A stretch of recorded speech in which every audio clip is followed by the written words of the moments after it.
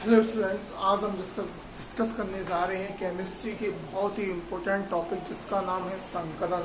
संकरण के बारे में हम पढ़ेंगे कि केमिस्ट्री के अंदर संकरण की जो अवधारणा है वो किसने प्रस्तुत की, इसकी उत्पत्ति कैसे हुई, ऐसे क्या रीजन से कि संकरण को की अवधारणा को प्रस्तुत करना पड़ा, संकरण की उत्पत्ति। ठीक है, और हम बात करेंगे सभी अणुओं में जितने भी ऑर्गेनिक कंपाउंड है, इनऑर्गेनिक कंपाउंड है, उन मॉलिक्यूल्स में जितने भी है उनमें संकरण निकाला कैसे जाता है। तो स्टार्ट करते हैं हम आज का हमारा लेक्चर, जिसका टॉपिक रहेगा संकरण तथा संकरण की उत्पत्ति। तो सबसे पहले हम बात करते हैं संकरण की जो अवधारणा है उसकी उत्पत्ति की। संकरण की उत्पत्ति, तो मैं आपको छोटे से टॉपिक से स्टार्ट करता हूँ कि जो हमारे कार्बन परमाणु का जो परमाणु क्रमांक होता है वो 6 होता है। इसका इलेक्ट्रॉनिक कॉन्फ़िगरेशन अगर हम लिखें तो ये हो जाएगा 1s2 2s2 2px1 2py1 और 2pz0। ठीक है, इसके बाद अगर हम बात करें कि इस हिसाब से अगर देखा जाए जो कार्बन है उसमें 2 अयुग्मित इलेक्ट्रॉन ही उपस्थित है। तो इस हिसाब से अगर देखा जाए तो ये जो वैलेंसी है कार्बन की वो 2 होनी चाहिए, परंतु पूरी ऑर्गेनिक केमिस्ट्री में सिर्फ और सिर्फ कार्बन ही एक ऐसा एग्जाम्पल होता है जिसमें कार्बन की जो वैलेंसी है वो 2 होती है। कार्बन की जो वैलेंसी है वो 2 होती है। इसके अलावा पूरी ऑर्गेनिक केमिस्ट्री का ऐसा कोई भी कंपाउंड नहीं होता है जिसमें कार्बन की वैलेंसी 2 होती है, परंतु जितने भी ऑर्गेनिक कंपाउंड हम पढ़ते हैं उनमें कार्बन की वैलेंसी 4 होती है। होती कैसे है, जब अब ये देखा जाए कि जब इसमें अयुग्मित इलेक्ट्रॉन 2 ही है तो ये 4 वैलेंसी कैसे शो कर रहा है, इसके बारे में जो वैज्ञानिक हुए हैं, वैज्ञानिक लीवेल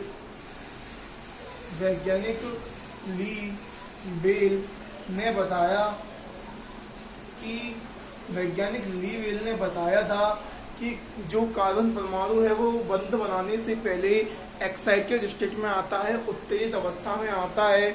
मैं आपको बता दूं, जब हमें किसी भी कार्बन या किसी भी परमाणु को एक्साइटेड स्टेट में शो करना होता है तो उस कार्बन परमाणु की जो साइन है, उस परमाणु की जो साइन के ऊपर हम स्टार लगा देते हैं, अर्थात कार्बन C6 स्टार।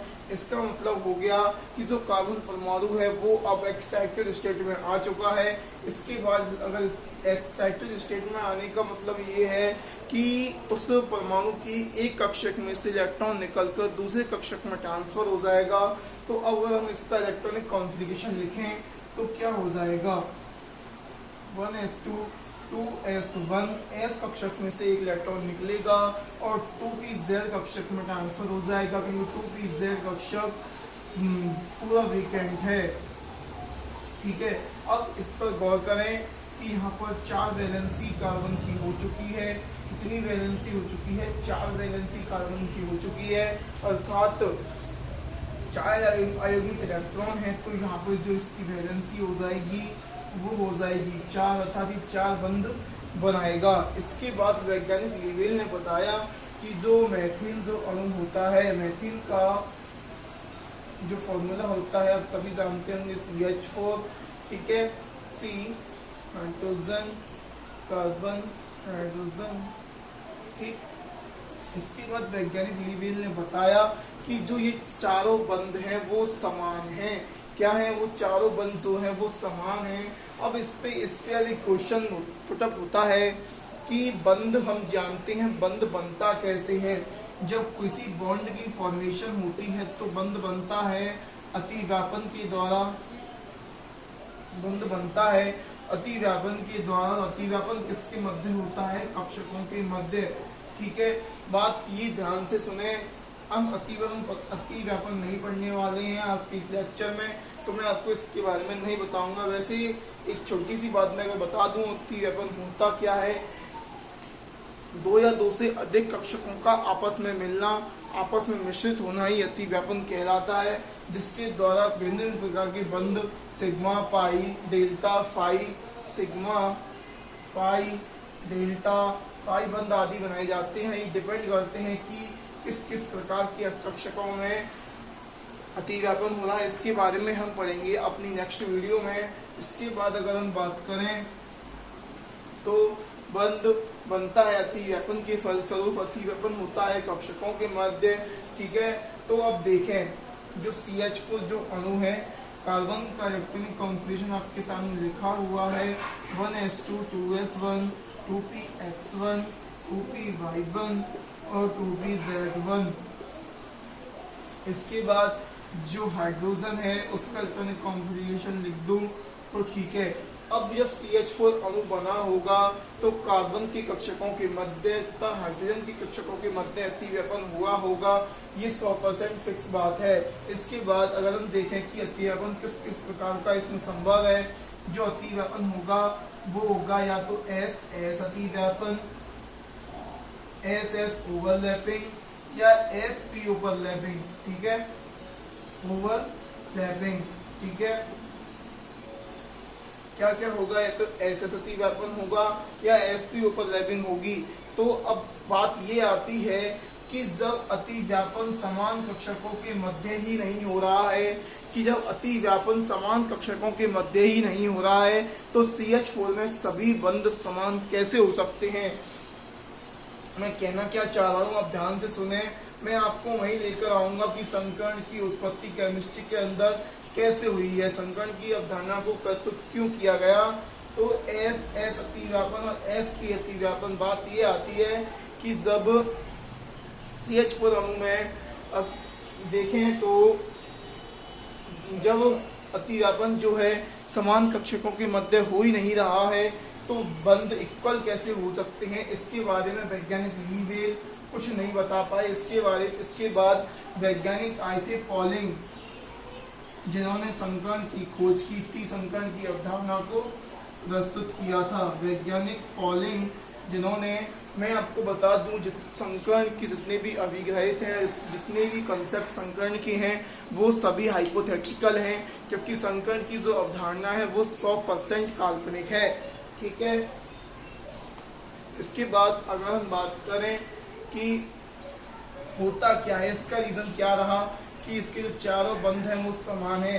तो वैज्ञानिक पॉलिंग ने बताया कि जो कार्बन परमाणु की जो कक्षक हैं, एक तो S कक्षक जिसमें 1 इलेक्ट्रॉन उपस्थित है और 3 p कक्षक। ठीक है, ये बंध बनाने से पहले आपस में मिश्रित हो जाते हैं, जिसके द्वारा नए संकरित कक्षक sp3 संकरित कक्षक 1s 3p sp3। ठीक है, sp3 संकरित कक्षक बनते हैं। उन्होंने बताया कि ओवरलैपिंग SS नहीं होती है, SP नहीं होती है, ओवरलैपिंग होती है sp3 संकरित कक्षकों तथा S कक्षकों के मध्य। ध्यान से सुने, किसके मध्य, sp3 संकरित कक्षक या S कक्षकों के मध्य ओवरलैपिंग होती है, जिसके कारण चारों बंध समान होते हैं। यहाँ जो अवधारणा प्रस्तुत की गई है यही संकर्ण की अवधारणा है कि जिसमें जिस प्रकार कार्बन के 1 S कक्षक 3 p कक्षक आपस में मिलकर उतने ही नई संकरित कक्षक sp3 संकरित कक्षक बनाएंगे, क्योंकि जब 4 बॉन्ड बनाने हैं तो 4 जितने कक्षक संकरण में भाग लेंगे उतने ही नई संकरित कक्षक बनेंगी। ठीक है, तो इसका रीजन वैज्ञानिक पॉलिंग ने अपनी संकरण की अवधारणा को प्रस्तुत करके दिया। तो इसके बाद आगे बढ़ते हैं। ठीक है, तो मैं समझता हूँ कि आपको समझ आ गया होगा कि संकरण की उत्पत्ति कैसे क्यों हुई थी। अब बताता हूँ कि संकरण किसी भी यौगिक के, उससे पहले थोड़ा सा एक छोटा सा कंसेप्ट, उससे पहले थोड़ा सा छोटा सा कंसेप्ट आप देख लें कि संकरित कक्षक और असंकरित कक्षक होते क्या हैं। संकरित कक्षक तथा असंकरित कक्षक होते क्या हैं, आप वैसे ही सुन लें, समझाने का कुछ खास इनमें है नहीं। समझाने का जो टॉपिक आएगा मैं आपको बताऊंगा कि वे कक्षक जो संकरण की प्रक्रिया में भाग लेते हैं वो तो कहलाते हैं संकरित कक्षक, वे कक्षक जो संकरण की प्रक्रिया में भाग लेते हैं वो कहलाते हैं संकरित कक्षक, ठीक है।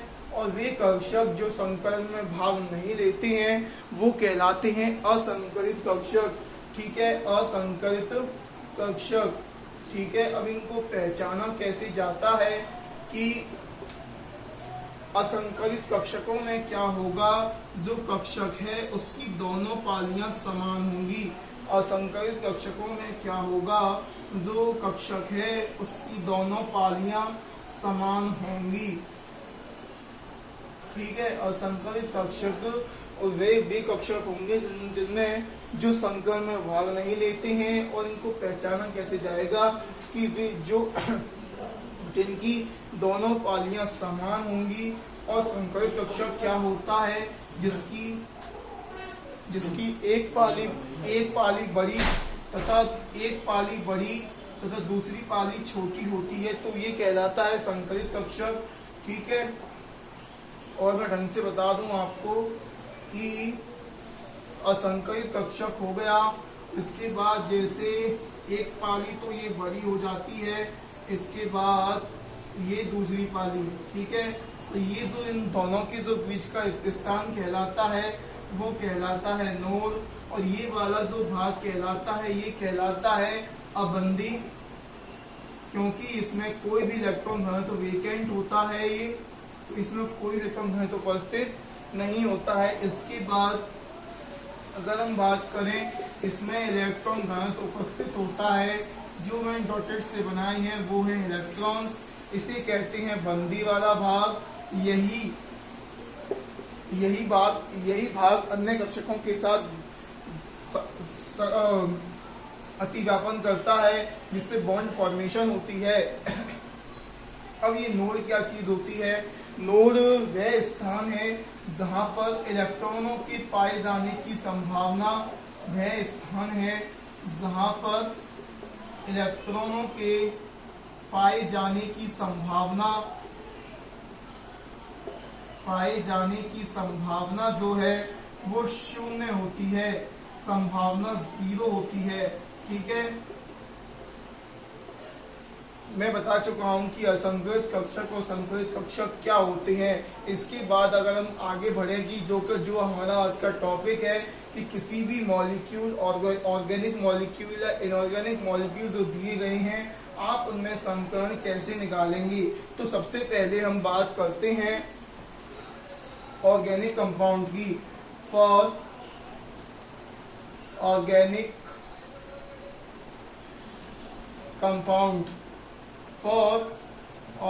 कंपाउंड सबसे पहले मैं आपको बता दूं, जो संकरण होता है वो हर किसी मॉलिक्यूल में सेंट्रल एटम का ही निकाला जाता है।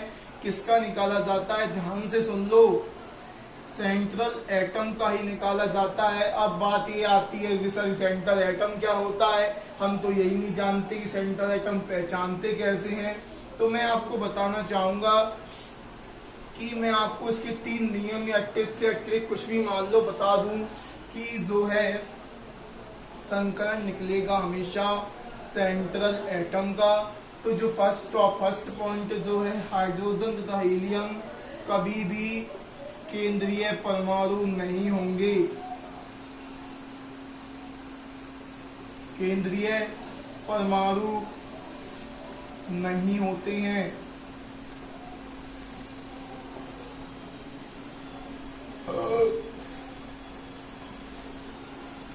दूसरा पॉइंट आता है कि यौगिक में जिस परमाणु की संख्या, यौगिक में जिस परमाणु की संख्या सबसे कम है वही सेंट्रल एटम होगा। तीसरा पॉइंट, अगर ये कंडीशन फेल हो जाए या ये कंडीशन फॉलो नहीं हो रही है उस मॉलिक्यूल में, तो बात करें कि जिस परमाणु की विद्युत ऋणता, जिस परमाणु की विद्युत ऋणता या इलेक्ट्रोनेगेटिविटी बोले या जिस परमाणु की विद्युत ऋणता सबसे कम होगी, वही सेंट्रल एटम होगा, सबसे कम होगी। ठीक है, तो इसके बाद अगर हम आगे बढ़ें कि फॉर ऑर्गेनिक कंपाउंड में जो संकलन है वो कैसे निकाला जाता है, ऑर्गेनिक कंपाउंड में जो संकलन है वो कैसे निकाला वो संकलन कैसे निकाला जाता है कि सबसे पहले बता दूं, जो संकलन होता है वो किसी भी मॉलिक्यूल का वो फिक्स नहीं होता है कि अगर एक यौगिक में उसका संकलन sp3 है तो सभी यौगिक में उसका संकलन sp3 होगा, ऐसा बिल्कुल भी नहीं होता है, क्योंकि संकलन डिपेंड करता है उस मॉलिक्यूल के आसपास के एटमॉस्फेयर में कि वो किस प्रकार की कंडीशन में उपस्थित है, तथा उसके जो कंपाउंड है वो जो एटम है वो किस प्रकार की कंडीशन में उपस्थित है तथा उसमें किस किस प्रकार के परमाणुओं से वो जुड़ा हुआ है। सबसे पहले हम बता दूं कि ऑर्गेनिक कंपाउंड में जो संकलन निकालने का जो फॉर्मूला होता है वो होता है सिग्मा बंधों की संख्या, सिग्मा बंधों की संख्या प्लस लोन पेयरों की संख्या, सिग्मा बंधों की संख्या प्लस लोन पेयर्स की संख्या। तो जो ऑर्गेनिक जो जितने भी कंपाउंड होते हैं उनमें ऑर्गेनिक जितने भी कंपाउंड होते हैं उनमें बेसिकली 3 प्रकार के ही संकलन देखने को मिलते हैं, sp, sp2 और sp3। ऐसा क्यों? क्योंकि कार्बन की मैक्सिमम जो वैलेंसी होती है वो 4 होती है। ठीक है, तो अब sp जब इसका जो मान है, इस फॉर्मूले का जो मान है अगर 2 आता है तो sp संकलन, अगर 3 आता है तो sp2 संकलन, अगर 4 आता है तो sp3 संकलन। फॉर एग्जांपल जैसे अगर एथेन की बात करें कि एथेन में देखें जो ये कार्बन परमाणु है, कार्बन नंबर फर्स्ट, तो इस पर कोई लोन पेयर तो होगा नहीं और ये चारों बंध बना चुका है, एक तो इस कार्बन के साथ तथा दूसरा 3 हाइड्रोजन के साथ। इसके बाद तो जो फॉर्मूला में जो वैल्यू आएगी वो आएगी 7 + 0 = 4, इसलिए इस कार्बन परमाणु का जो संकलन हो जाएगा वो होगा sp3। इसी प्रकार इसका भी sp3। इसी प्रकार अगर हम एल्कीन लें तो इसमें जो आएगा संकलन आप निकाल लेना, sp2 आएगा। बहुत सिंपल है। इसी प्रकार इसका sp2 क्यों आएगा? क्योंकि एक सिग्मा और एक पाई होता है, 3 सिग्मा है, लोन पेयर है नहीं, तो sp2 संकलन होगा। और वैसे भी आप जानते हैं जो द्विबंधित जो कार्बन परमाणु होता है वो sp2 संकलित अवस्था में ही होता है। इसके बाद अगर मैं लूं एल्काइन, एल्काइन में जो संकलन आएगा प्रत्येक कार्बन परमाणु का sp आएगा। इसी कारण इसकी जो आकृति होती है वो रेखीय होती है। ठीक है, अगर हम बात करें कि ऐसा क्यों, क्योंकि इसमें एक सिग्मा और 2 पाई, ठीक है, और एक सिग्मा हाइड्रोजन के संग वाला, तो यहाँ से 2 जो फॉर्मूले की जो वैल्यू आएगी 2 + 0 = 2। तो इस हिसाब से ऑर्गेनिक कंपाउंड जितने भी हैं उनमें जो सेंट्रल एटम है उनका जो संकलन है वो वेरी सिंपल वे में निकल जाता है। लेकिन बात आती है इनऑर्गेनिक कंपाउंड्स की।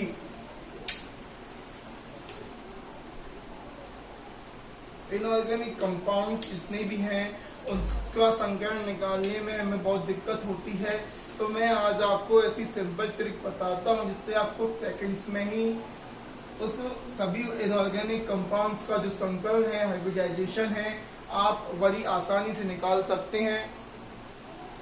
जो इनऑर्गेनिक पहले लिख लें, फॉर इनऑर्गेनिक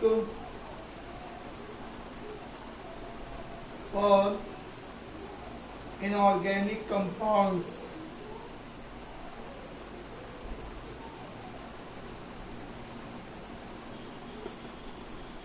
फॉर्मूला क्या होगा? फॉर्मूला होगा कि बाह्यतम कोश के बाह्यतम कोश के इलेक्ट्रॉनों की संख्या प्लस एकल बंध बनाने वाले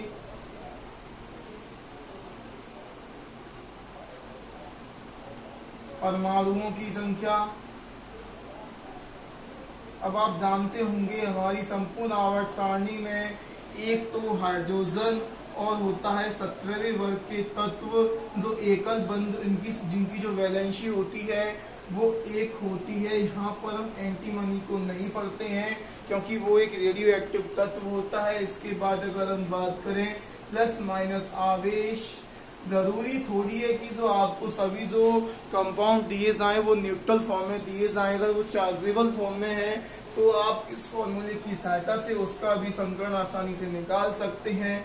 इसके बाद अगर हम डिवाइडेड बाय 2, ठीक है, ये मान होगा n का। अब एक छोटी सी टेबल आप देखें, n का मान और संकलन, n का मान कम से कम 2 होगा तो sp संकलन 3 होगा, sp2 4 होगा, sp3 रखने की बिल्कुल भी जरूरत नहीं है। 2 तो एक s और एक p, 3 एक s 2p, 4 एक s तो 3p। अब 5 में ऐसा मत करना कि sp4 हो जाए क्योंकि 3p में तो अधिकतम 3 कक्षा की होते हैं, इसलिए यहाँ पर जो p जाएगा वो sp3 और एक आ जाएगा d, ठीक है।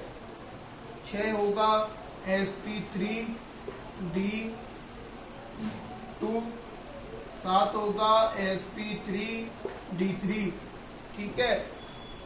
आप यहीं तक याद रखें, ठीक है। इसके बाद अगर हम बात करें तो देखें, अब मैं आपको कुछ एग्जांपल लेके बताता हूं कि कैसे हम इसकी आसानी से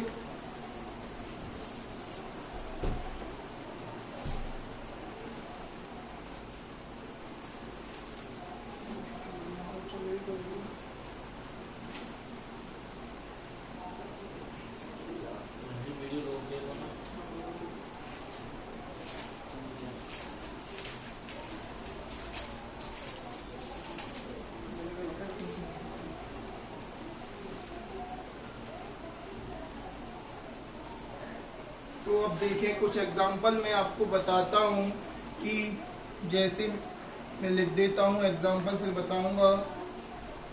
SO4 2 minus, PO4 3 minus, ICl2 minus, Br bromine, Br3 plus, SOCl2, SO2Cl2, ठीक है, POCl3,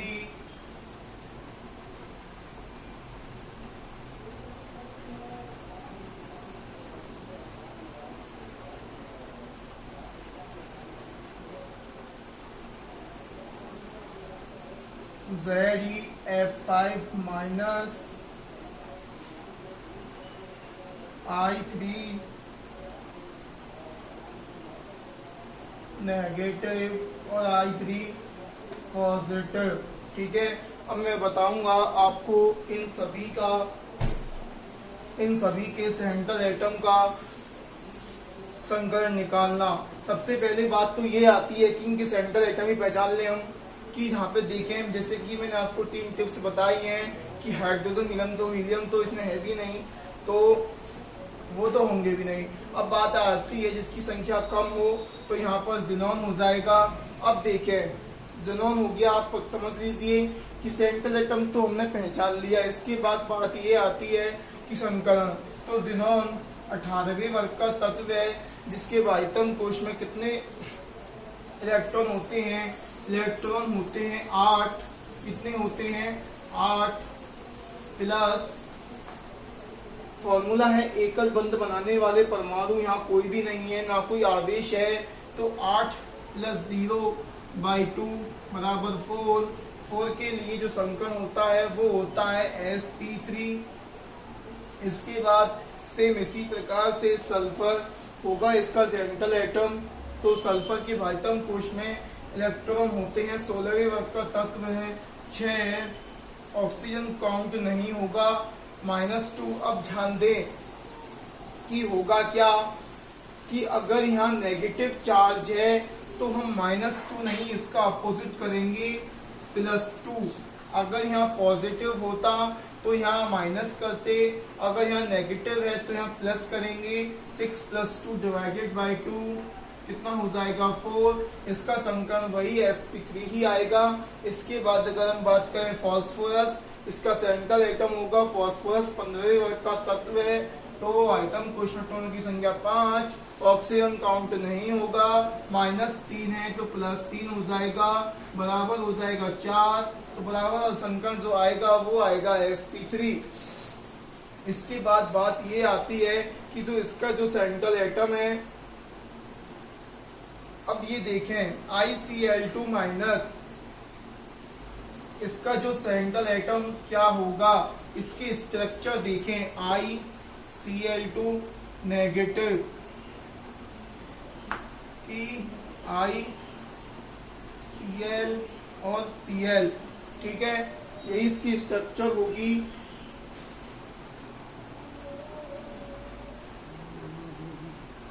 यहाँ पर ये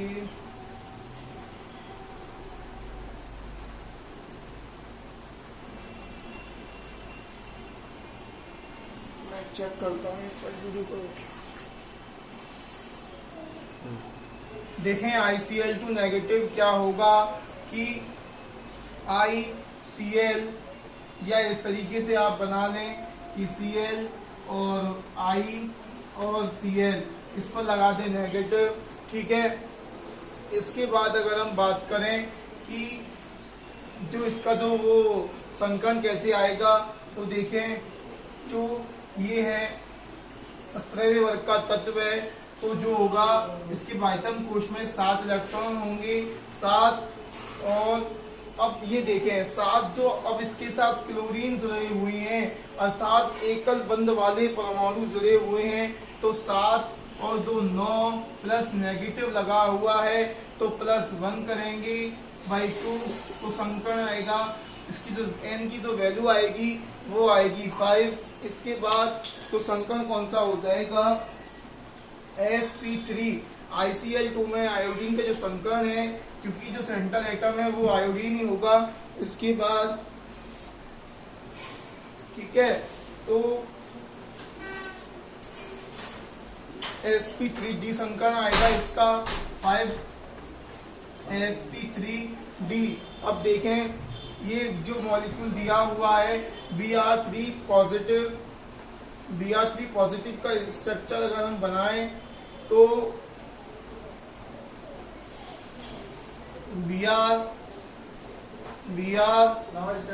और Br पॉजिटिव। इसके बाद इसमें जो सेंट्रल एटम है वो ब्रोमीन होगा, तो इसके भाइटम कोश में जो इलेक्ट्रॉन 17वें वर्ग का तत्व होता है, तो 7 + 2 ने, अब ये पॉजिटिव है तो यहाँ नेगेटिव हो जाएगा, -1/2, तो 8। तो इसका संकरण जो आएगा 4, इसका जो संकरण आएगा वो आएगा sp3। इसके बाद अगर हम SOCl2 में देखें, जो SOCl2 में होगा वो सेंट्रल एटम होगा सल्फर। सल्फर 16वें वर्ग का तत्व होता है, इसके कारण इसके जो भाइटम कोश में इलेक्ट्रॉन होंगे वो 6 होंगे। ऑक्सीजन काउंट होगा नहीं। क्लोरीन जो एकल बंध परमाणु है, इसके कारण +2/2, तो इसका जो संकरण आएगा 6 और 2 8/2 sp3। इसके बाद यहाँ पर सेम सल्फर, इसका जो सेंट्रल एटम होगा तो 6 प्लस ऑक्सीजन का कोई फर्क नहीं पड़ेगा, सेम इसी का संकरण वही आएगा sp3। POCl3 में फास्फोरस का सेंट्रल एटम होता है, तो जो 15वें वर्ग का तत्व है 5 + 3/2, तो ये 8। अब देखें यहाँ पर 8, तो 4 sp3 संकरण। इसके बाद ये मैं हटाऊंगा मोबाइल पकड़वा ले। इसके बाद अगर ये जो ZeF5 नेगेटिव में देखें तो ज़ीनॉन होता है वो 18वें वर्ग का तत्व होता है। इसके कारण भाइतम कोश में इलेक्ट्रॉन 8 होंगे, फ्लोरीन 5 और माइनस लगा हुआ है तो +1 8 8 16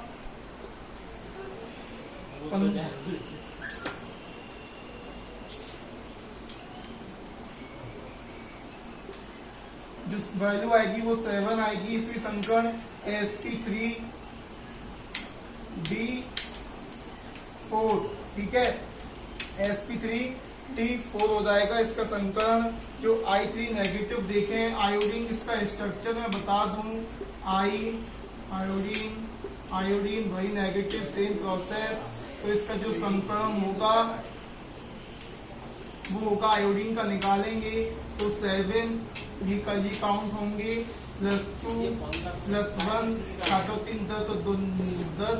तो इसका जो संकरण हो जाएगा वो हो जाएगा sp3d, इसका जो होगा sp3d3 3 3 6 1 7, ठीक है ना। अब ये देखें I3 पॉजिटिव में वही सेम प्रोसेस, आयोडीन ये पॉजिटिव, ठीक है। इसके बाद जो वैल्यू आएगी मैं आपको पहले ही बता चुका हूँ, ये सेंट्रल एटम होगा, 17वें वर्ग का तत्व है तो 7 + 2। अब ये पॉजिटिव दिया हुआ है, इसका अपोजिट -1 करेंगे, +2 तो ये हो जाएगा 9 8 4। तो इसका जो संकरण आएगा sp3। इस हिसाब से हम सभी इनऑर्गेनिक कंपाउंड्स का संकरण आसानी से निकाल सकते हैं। मैं आपको संकरण की जितने भी एप्लीकेशन है, अपनी नेक्स्ट वीडियो में बताऊंगा। संकरण की इतनी भी एप्लीकेशन है मैं आपको नेक्स्ट वीडियो में बताऊंगा। Thank you for my watching video, thank you.